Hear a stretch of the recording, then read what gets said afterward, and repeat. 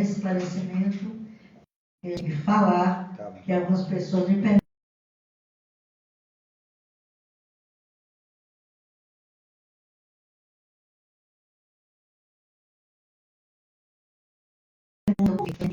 De hoje eu quero agradecer a você, de Inácio Pereira, Carlos Bacelli e Inácio Pereira, peraí.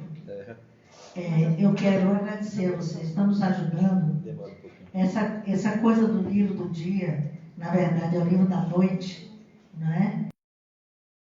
Nós fazemos eventos aqui, tem 2 anos que a gente não faz o forrojão, que é o forró com feijão, e ajuda muito a casa. Então, na pandemia, nós não fizemos esses eventos. Então, nós estamos precisando muito de vocês. Nos ajudem, compre um livro, assine um livro aqui. Vamos ter algumas rifas aí que nós vamos fazer, porque tem jeito, tem espírito só anda com a coisa na mão e a gente precisa de vocês para que a gente não deixe trabalhos. Ok? Então, da minha parte é só. Qual foi o número aí? Eu estou aqui no Instagram, Entre as Flores. Eu estou vendo aqui, 33. As lives, gente, elas são colocadas no Instagram. Às vezes acontece aquilo que vocês viram aqui, né?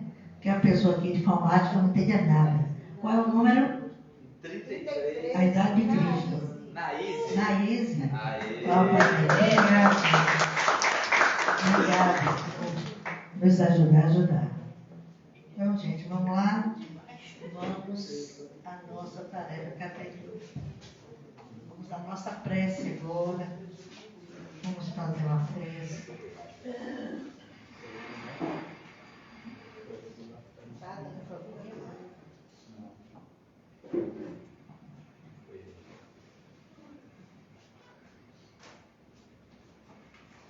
Bem, meus irmãos, quem está aí na luz? Isso. Nós vamos pedir ao Pai, Criador da vida, a oportunidade desse trabalho de hoje. Pedimos aos Espíritos amigos, tarefeiros do amor, que estejam conosco, a proteção do Mestre Jesus, que ilumine o nosso irmão Flecha Ligeira, que ele possa iluminar a todos nós e aos irmãos tarefeiros. Ilumine o nosso irmão Hilton, que está aqui hoje, e quem vai ter a palavra na noite de hoje. Que o Mestre Jesus esteja conosco nos nossos corações. E assim seja.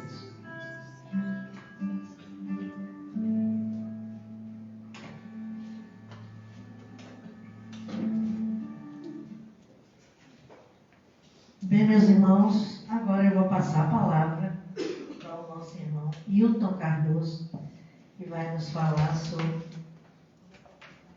Em Busca do Sagrado. Adorei esse título.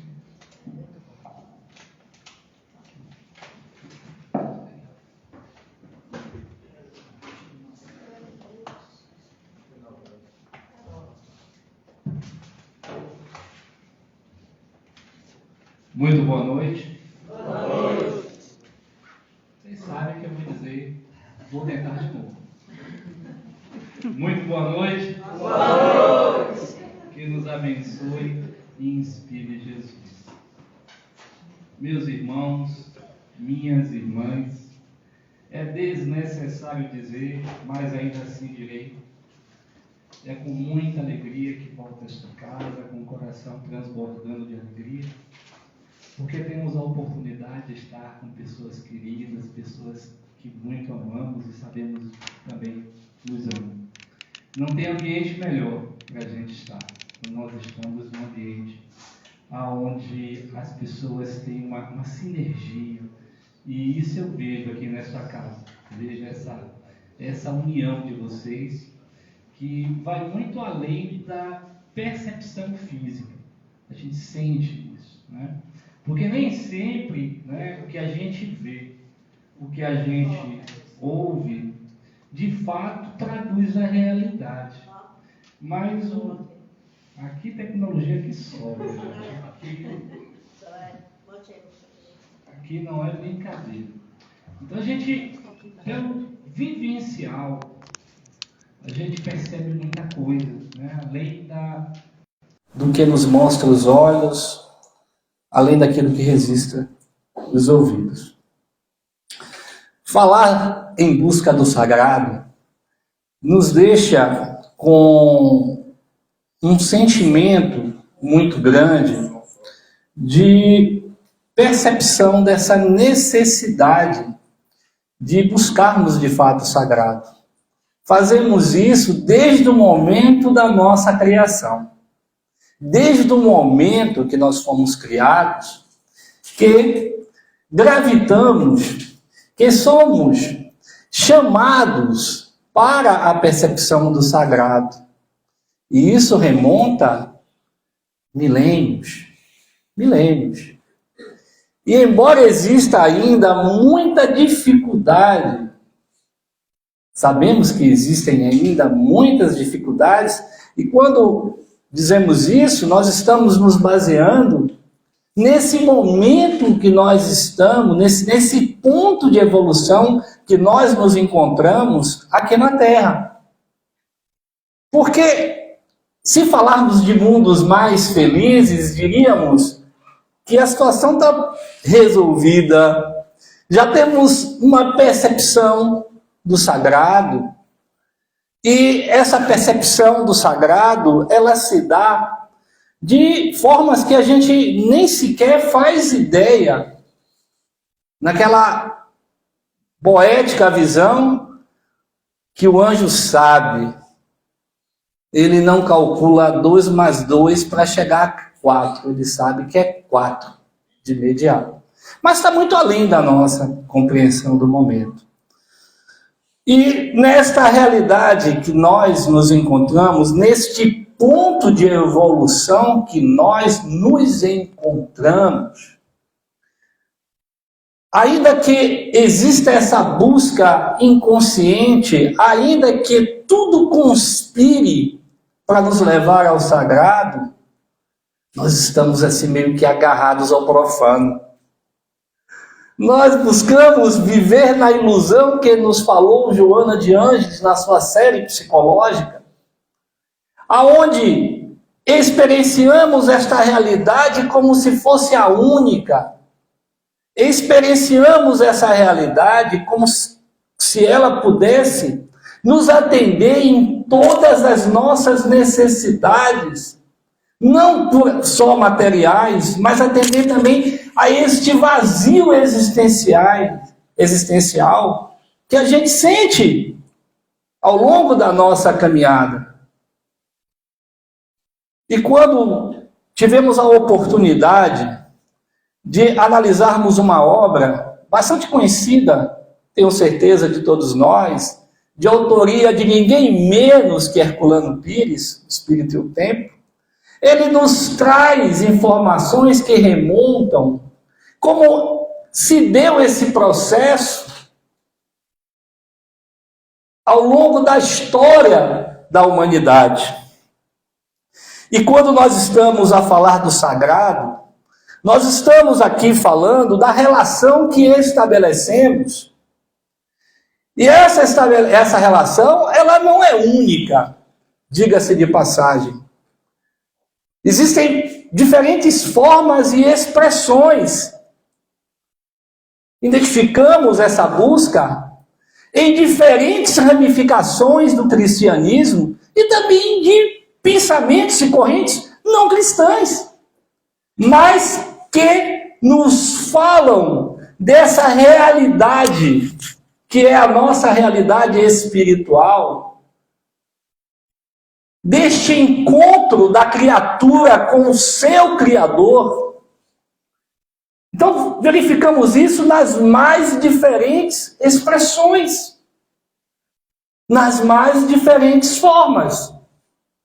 E todas elas são válidas. Não estaremos aqui a dizer, essa é a melhor, essa é a pior. Todas são válidas.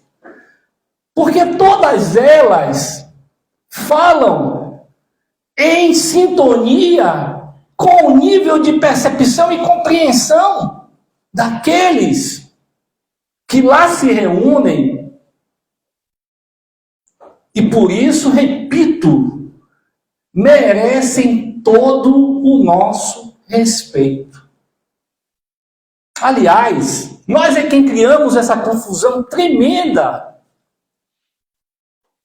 Porque a espiritualidade vai ao encontro de todos. No mundo espiritual não tem esse problema que aqui verificamos muitas vezes. Nós encontraremos espíritos que temos uma gratidão imensa, que falamos bastante no nosso movimento, atuando, agindo em vários segmentos e até mesmo aonde não há um segmento definido, um princípio filosófico definido, uma crença definida, mas há o desejo de ajudar. Existe ali a intenção de fazer o bem. Eu achei assim muito bacana quando o Divaldo nos disse que ele prefere um ateu bondoso, sincero e justo, do que um religioso que vive, está ali, mas está ali pensando mal, agindo mal, usando dos dons que nos deram Deus para que chegássemos a Ele nessa nossa trajetória, nessa caminhada, e muitos usando de forma inadequada. Então analisemos esse ensinamento.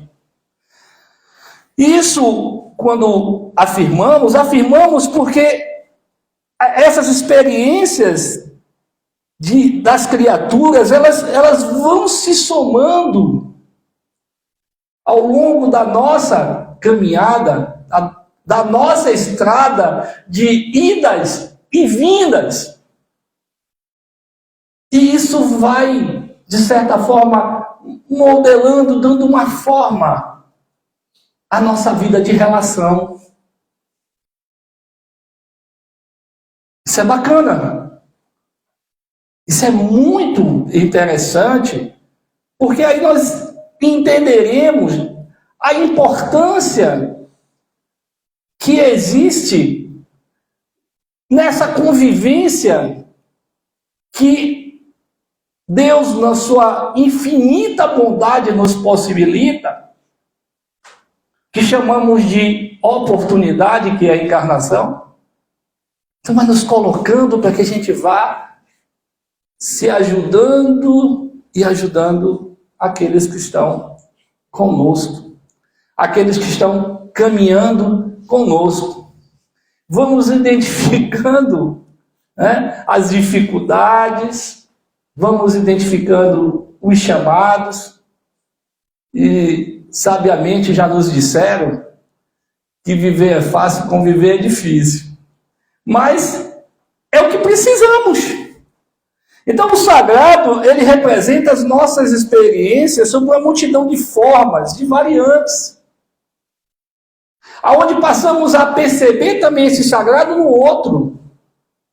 Aquela belíssima lição que nos traz Madre Teresa, aonde ela, ao socorrer uma pessoa que estava muito doente, deixada para morrer, desassistida, jogada no lixão, desassistida, uma desencarnação desassistida materialmente, porque espiritualmente eu tenho certeza que não.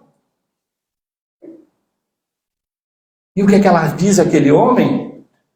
O que ela diz? Ele pergunta, porque a partir da sua relação cultural, religiosa, existiam muitos deuses. Ele disse: quem é o seu Deus? Ela responde: você.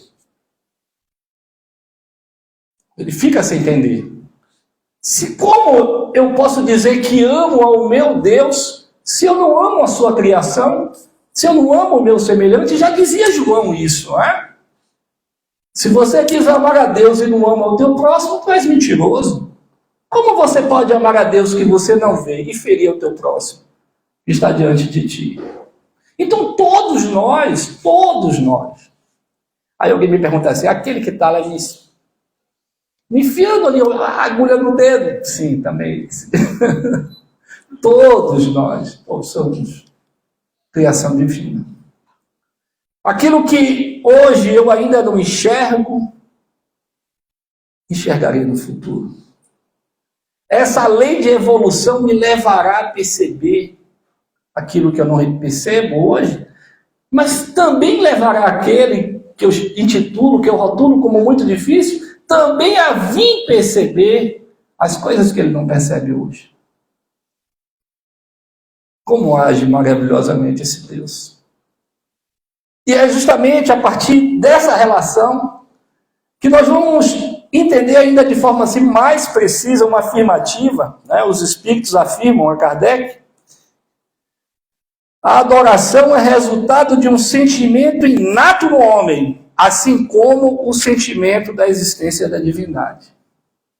Se pegarmos uma criatura, mantivermos ela desde o nascimento num cativeiro, onde ela não tenha contato com o mundo exterior.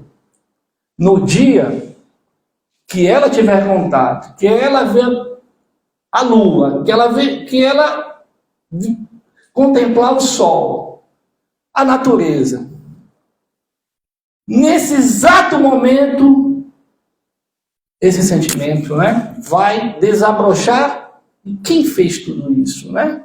Vai ver essa beleza.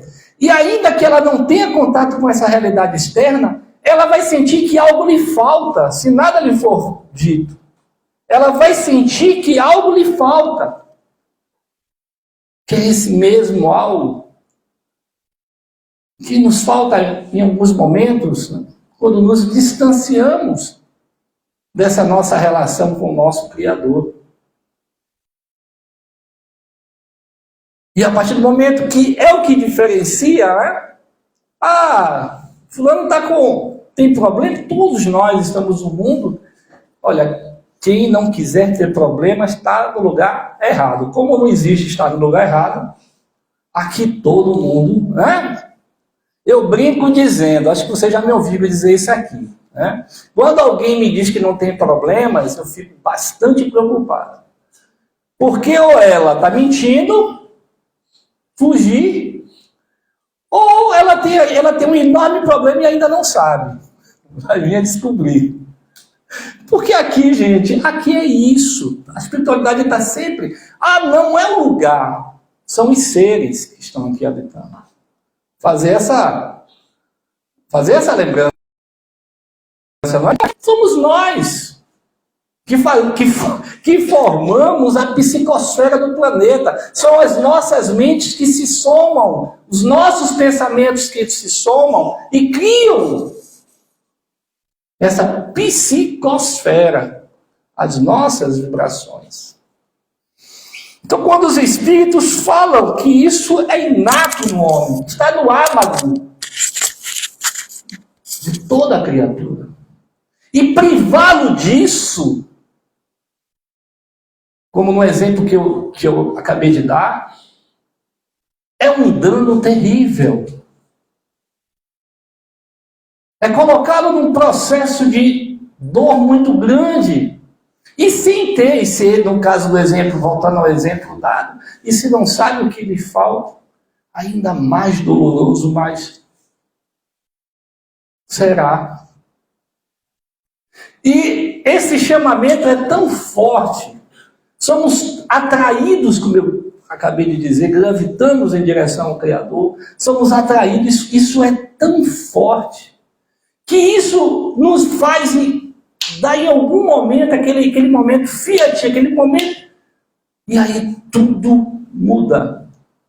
E aí, como eu estava dizendo, todos nós temos problemas, mas aquele que tem Deus,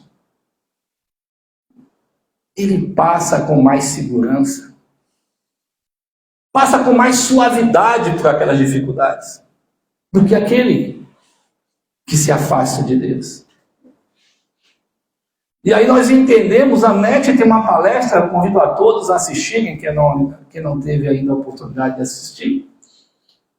Ela explica porque o fardo com Jesus é mais leve.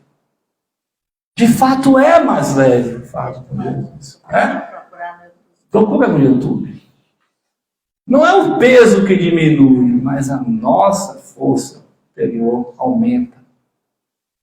Fica mais fácil de carregar essas dificuldades. E aí tem aquela frase assim, não diga que você tem um grande problema, diga que você tem um grande Deus. Né? Então a gente precisa atender a esse chamado do sagrado. Precisamos caminhar na direção do sagrado. E esse chamado, ele se caracteriza de diferentes formas, gerando diferentes situações, levando a essa percepção, a essa descoberta, cada um tendo a sua história própria. E aí, quando analisamos todos aqueles que estiveram ao lado do nosso mestre, modelo e guia Jesus, que em certo momento foram profundamente tocados e transformados. Olha a força da coisa. Tocados e transformados. Transformados em uma nova criatura. Não ser mais responsável com a sua experiência encarnatória.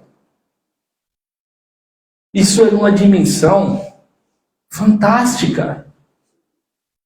Fantástica.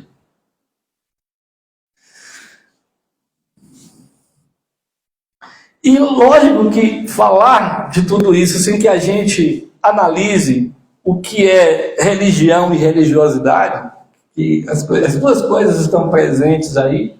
A gente ouve muito, eu sou dessa ou daquela religião. E o que, né? De fato, nós precisamos repensar. A religião é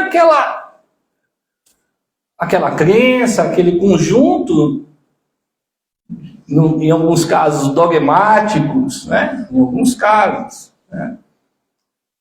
E a religiosidade é isso que nós estamos falando, é aquela coisa sua, né? Isso que está no âmago de todos nós, essa busca do sagrado, essa busca do Criador. E não precisa de denominação para isso.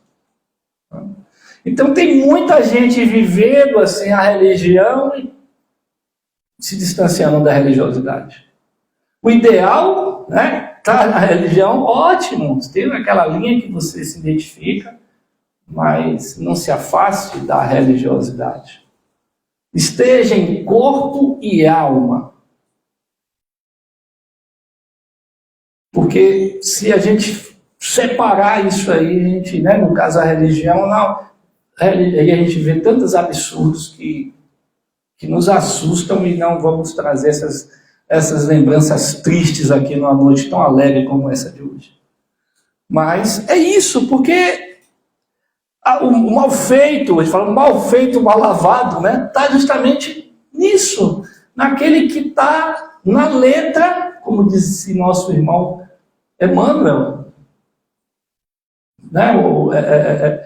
Ele está ali, mas só na superficialidade. Só na superficialidade. Ele está na forma, mas ele não está, né, na essência. E é isso que a gente precisa estar pensando, né? Então a religião, a religiosidade é natural, a religião quem cria é o homem. Em síntese é isso, né? É natural, é uma coisa nossa, né?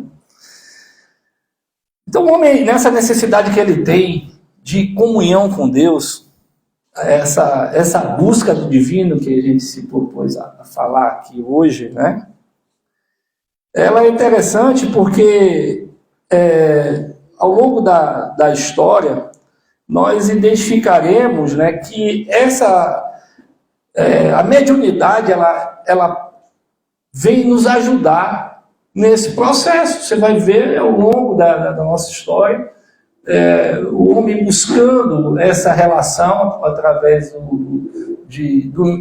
a princípio, no mediunismo,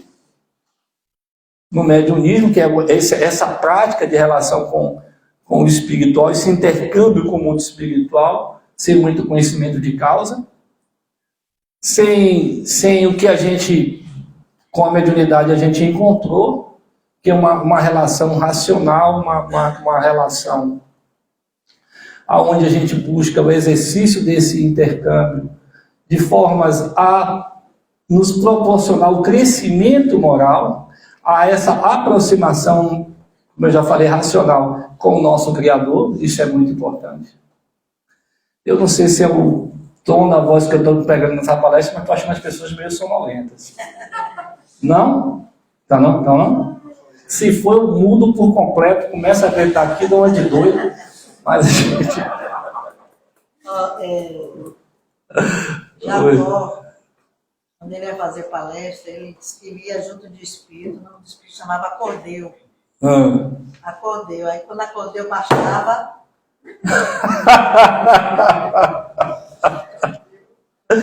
Ai, Deus. Então é isso, a gente vê a mediunidade, né, no princípio mediunismo, nos favorecendo isso. Nós conhecemos que se aplicava muito, né, essa busca de pessoas que eram tidas, né, como adivinhas, né, pessoas que faziam essa relação, usava-se até um nome, né, Tonisa, naquela época, essas pessoas que estabeleciam essa relação, né, traziam essas informações, que se acreditavam que essas informações vinham do divino, do sagrado, que a gente sabe que ali havia um intercâmbio mediúnico, e a princípio, nesse mediunismo, os espíritos inferiores fizeram a festa também, né? Porque o que devem ter mandado sacrificar de gente, né? Que não gostavam, né? Não, mata fulano, e lá vai, e o pessoal atendia, né? Então, Herculano Pires, que é a obra que a gente está se baseando para esse nosso estudo, para essa nossa reflexão, ele fala dessa transição, né, para o oculto individual dos espíritos, para o culto individual dos espíritos, né? Ali naquele processo de relação, as pessoas não tinham, como acabamos de dizer, muita responsabilidade, mas percebiam, através daquele mecanismo, uma forma de falar com o sagrado, acreditavam que estava falando com o sagrado, e a partir dali começaram um processo onde, lógico que ainda rudimentar, mas que favoreceu a percepção de que existe algo além da matéria. Percebeu-se, né, nesse mediunismo inicial, essa relação que existe de algo além da matéria, além do físico, né? E aí nós percebemos ainda os oráculos, né, onde os sábios, os guerreiros consultavam, e os gregos até, para começarem uma batalha, eles consultavam o oráculo, né, que era o oráculo, interessante de entender, que eram locais que eram tidos como locais sagrados, onde ali habitavam pessoas que entravam em transe e eram consultadas. Então, eram cavernas, eram casos religiosos, lá vai, né? Mas aí nós percebemos que inicia-se, segundo Herculano, mas isso aí, logicamente, a gente está fazendo a linha do tempo bastante rápido, não daria para a gente ficar aqui, porque o tempo não nos permite. Aí chegamos a um momento que Herculano chama de horizonte profético. É o termo dado, né? Que é o que ele fala? Aí já é um momento, né, que já há uma consciência mais madura nessa relação com a espiritualidade, nessa facilitação dessa percepção do sagrado, né? E aí ele fala justamente que, a partir desse momento, nós passamos a ter, segundo Herculano Pires, uma individualização onde passamos a sair daquela condição onde nós atribuímos a A, B ou C, ao indivíduo esse poder de ser sobre nós, de ter todas as nossas respostas, ser o intermediário do divino. E aí o que acontece? A gente já está entrando naquela condição que inicia-se no século XIX, né? Com a chegada com o advento da doutrina espírita. Olha que coisa interessante. E aí nós começamos a uma etapa da evolução da ideia de Deus na humanidade, a partir do século XIX. Há toda uma percepção agora bem diferente, né? O homem procura, o homem que antes tinha uma ideia completamente difusa de Deus, ele agora busca um sentido, né? Um entendimento, onde haja um sentido nessa relação dele com o Criador. E nós verificaremos ainda nessa evolução, nessa nossa caminhada, nessa trajetória, nessa linha antes do século XIX, nós encontraremos a adoração de pedras, de rochas, né? Que a história ainda remonta a isso, a adoração de vegetais, de adoração de animais, a gente vai ver isso. Uma ideia de um Deus vingativo, de um Deus partidário, a gente vai ver isso. Você está com sono. Eu vou colocar você aqui do meu lado, aqui ninguém vai dormir, não. Então, o que acontece? A gente vai perceber tudo isso, sendo que aí inicia-se três momentos extraordinários da nossa história. Que sendo, isso é beabá da doutrina espírita, não estou falando nenhuma novidade aqui. Nós temos o momento da primeira revelação. Quem é a primeira revelação? Deixa eu ver se vocês estão fazendo o dever de casa corretamente. Moisés, aí. Júnior, graças a Deus, eu vi que você está aqui, viu? Em corpo eu tinha certeza, estava em dúvida você estava em corpo e alma. Então nós tivemos a primeira revelação de Moisés, né, que apresenta um código, que é o decálogo, para todos nós conhecemos de cor, só não praticamos, né? Alguém diria assim? Temos o decálogo que Moisés nos apresenta, aquele código moral maravilhoso, que depois Jesus vem a resumir a 2, mas isso aí é uma outra história. E aí depois nós temos... Então o que é que nós temos com Moisés, né? A princípio. O que é que a gente aprende com Moisés? Qual é a ideia que a gente aprende? O que é que Moisés nos apresenta? Um Deus único, né? A gente percebe essa questão punitiva também que ele traz, porque precisava, né, colocar aquela história, precisava colocar ordem na casa. Então ele começou a criar um monte de regrinhas e dizer, foi Deus que mandou, mas não vem o caso. Aí ele, para colocar ordem, né? Disse, meu Deus, me perdoe, mas tem jeito não, o negócio aqui é bravo, né? Bom, aí nós temos depois a segunda revelação nessa nossa busca do divino. Quem é a segunda revelação? Não vale Júnior agora, né? Quem estava dormindo, aproveita agora para dar aquela respirada. Primeira é Moisés, a segunda, quem? Jesus. Estamos certos, gente, falar com segurança. Jesus, né? E aí o que Jesus nos apresenta nessa busca do divino? Além de consertar, de corrigir ali um monte de coisinhas, essas coisinhas que Moisés colocou, que eu falei. Além de ele arrumar essas coisinhas todas. Jesus nos apresenta a Deus o quê, gente? Deus Pai. Né? Se Moisés apresenta a Deus muito próximo da realidade humana, um Deus que se vinga, um Deus que se ira, Jesus acalma a coisa, fala, não, Deus é Pai. Imagine. E se não fosse uma época tão difícil, ele dizer que Deus Mãe. Mas não dava ir para tanto assim, por conta do... Senão ele não completava os 33 que ele precisava. Ele disse, deixa quieto isso, vou começar por Pai, porque para chegar na Mãe é mais fácil. Então ele apresenta Deus Pai. E um Deus amoroso, um Deus de perdão, um Deus justo. Não é isso que ele nos apresenta, Jesus? Interessante, gente, que alguns autores falam que tamanha relação que ele mostrava ter com Deus, que o termo em grego que ele se utilizava, o hebraico que ele utilizava, era painho, como a gente fala aqui o baiano, mais ou menos isso, né? Algo assim muito mais do que aquela instância, meu pai, painho, né? Coisa do baiano. Painho é mais do que pai, né? Se a gente for avaliar direitinho, é mais, é ou não é, Sema? Painho, maninha, nós é maninha, é um negócio mais, né? De uma intimidade maior. Então é paizinho. Então ele apresenta um Deus que já não tem as características, né? Do humano, digo no sentido dessas nossas imperfeições humanas. Um Deus bom, um Deus justo, nos apresenta Jesus.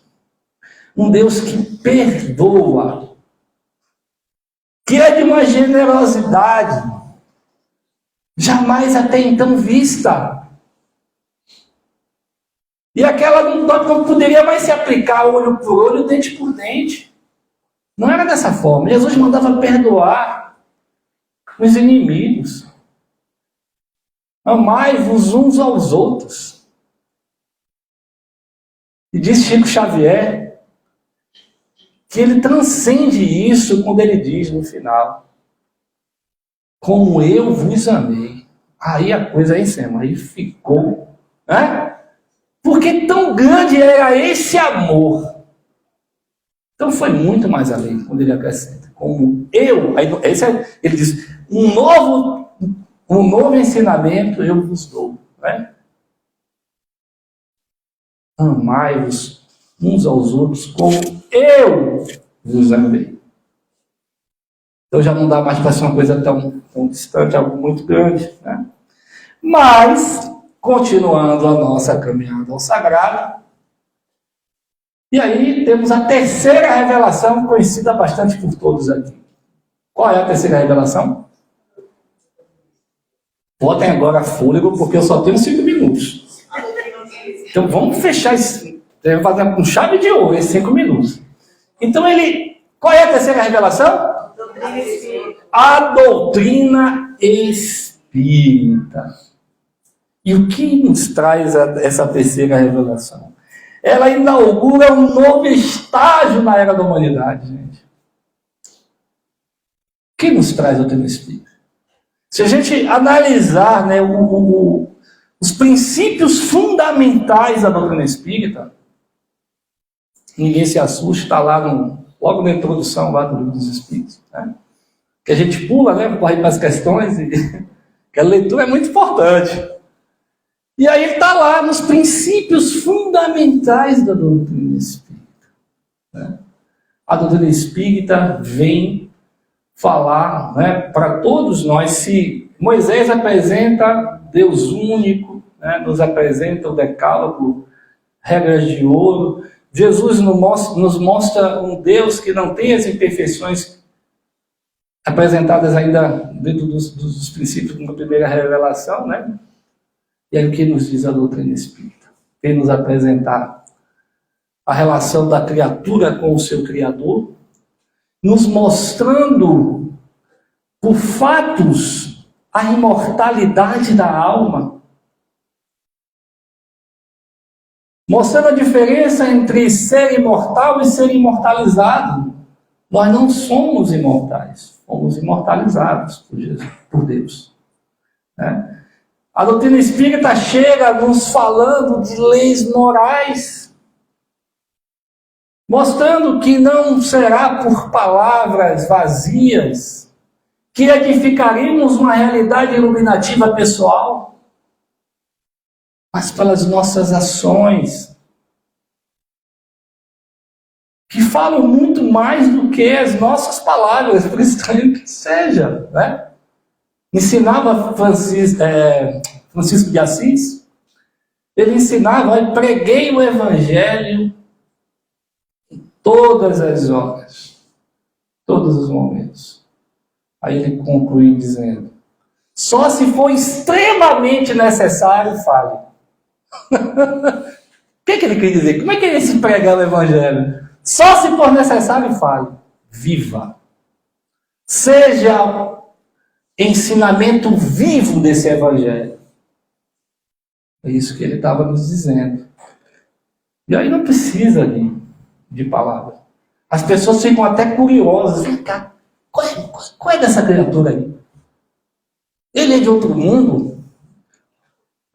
Então a gente percebe que inaugura-se uma nova era, através da terceira revelação, que nos fala que passamos por diversas etapas no nosso processo de evolução, onde a única fatalidade que existe é evoluir.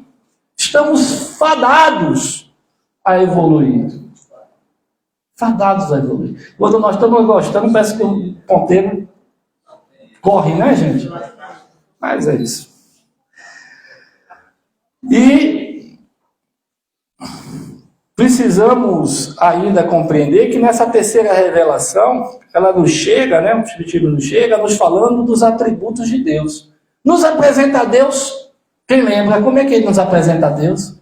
A primeira questão do Livro dos Espíritos, isso. A inteligência suprema, causa primária ou causa primeira de todas as coisas.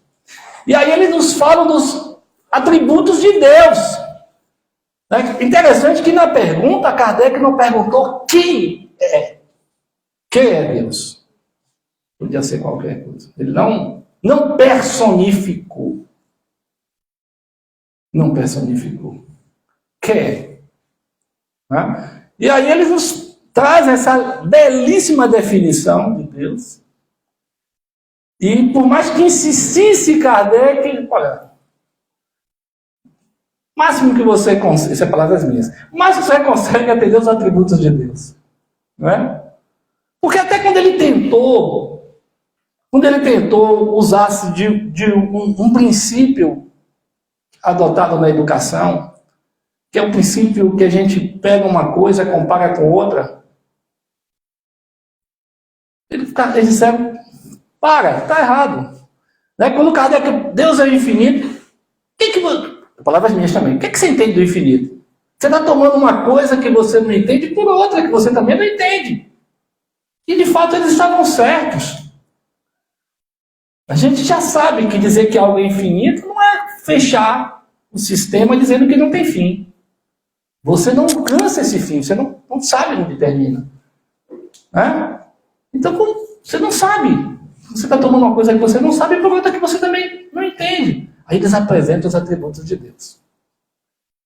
Como se dissesse assim, olha, peraí, vem cá, senta aí. Vamos falar do que você consegue entender. A princípio. Daí você... Porque à medida que a gente vai evoluindo, melhor nós vamos entender e amando a Deus.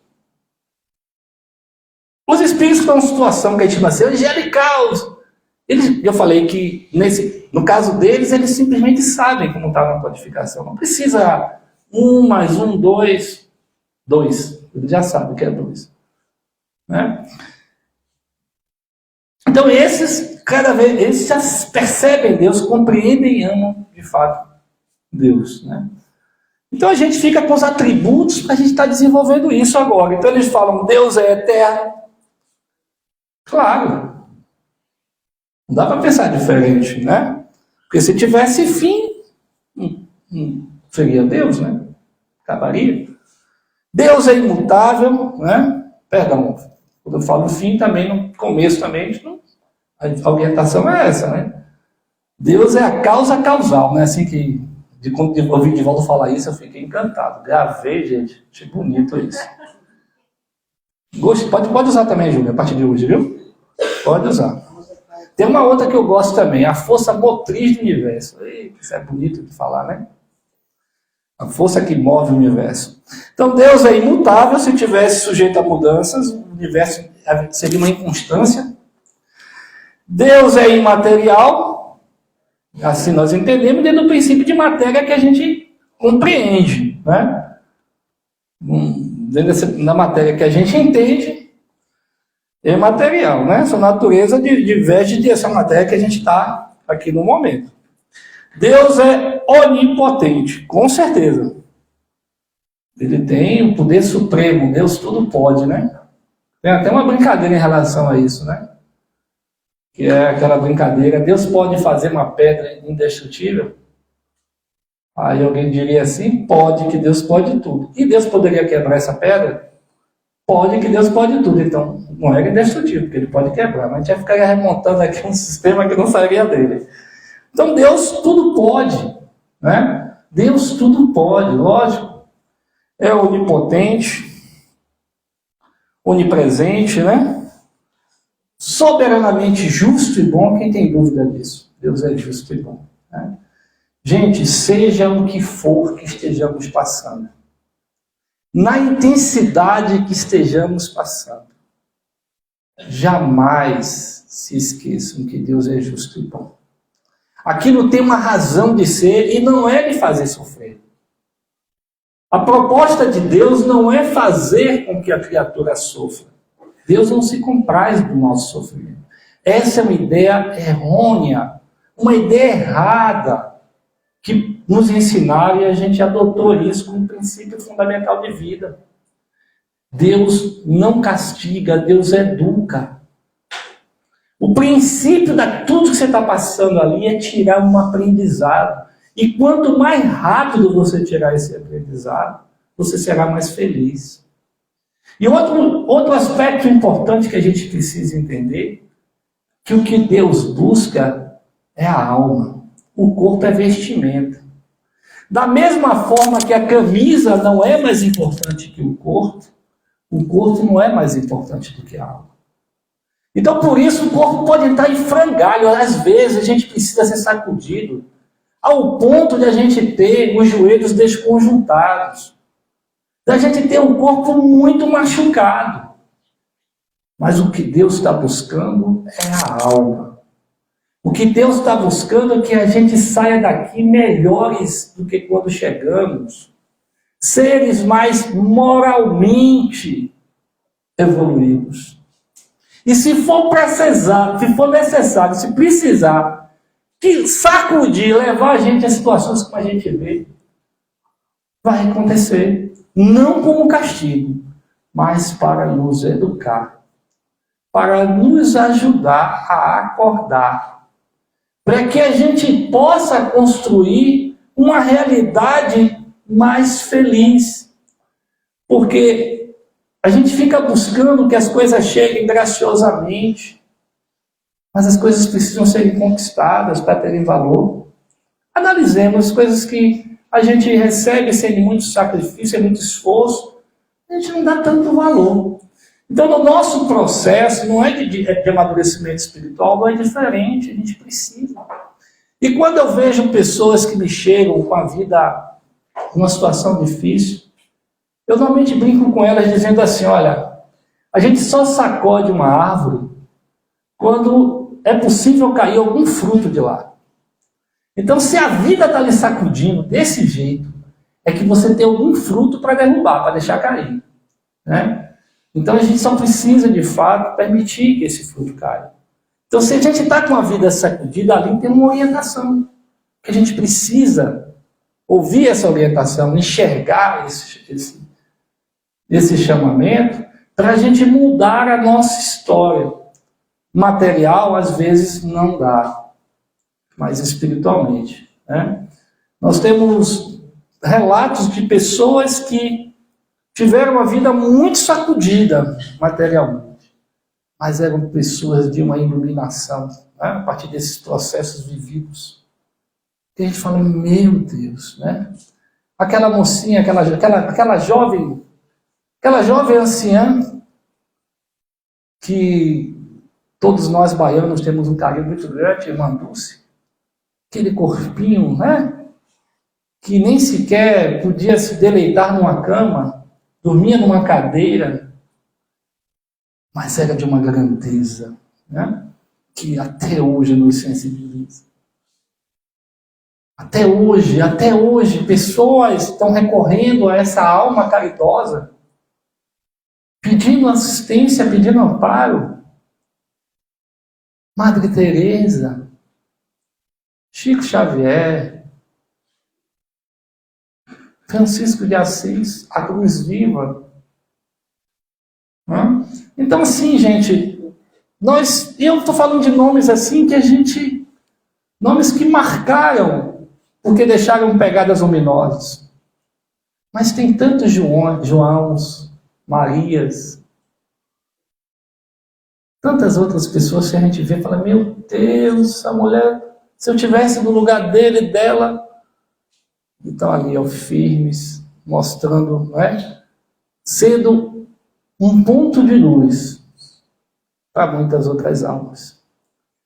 E nesse sentimento de busca do sagrado, dessa percepção, desse nosso eu profundo, que nos remete dia a dia, noite a noite, a nos aproximarmos do nosso Criador, que possamos, ao encerrar do dia, ao acordar no dia seguinte, manifestarmos o nosso agradecimento, a nossa gratidão por cada dia que Deus está nos possibilitando de aprendermos como sermos seres melhores. Que Jesus, no seu infinito amor, possa nos tocar profundamente e fazer com que venha a surgir a luz de um novo alvorecer em nossas vidas. Que assim seja.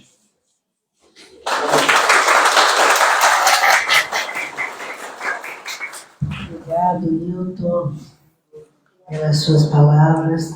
Nos despedimos agora do pessoal do Instagram. Obrigada, nosso agradecimento a vocês acompanhadas de até agora. Desculpe aí o início aí. A falha foi das pessoas aí que estavam segurando aí o celular. Uma delas era sempre péssima. Então, desculpem. Mas é isso. Agora é o nosso momento do passe. Eu convido vocês. Me despedimos do pessoal do Instagram.